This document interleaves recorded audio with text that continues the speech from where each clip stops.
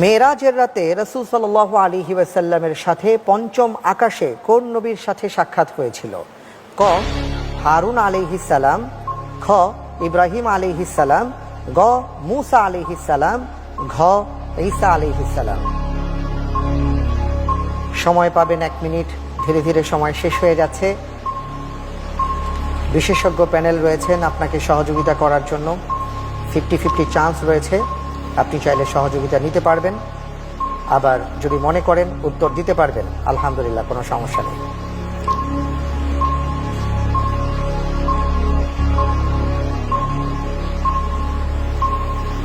জি আলহামদুলিল্লাহ, এর উত্তর হবে ক হারুন আলাইহিস সালাম। ক হারুন আলাইহিস সালাম। জি। আপনি লাইফলাইন ইউজ করছেন না? জি। লক করে দেব? লক করে দেওয়া হোক ক হারুন আলাইহিস সালাম।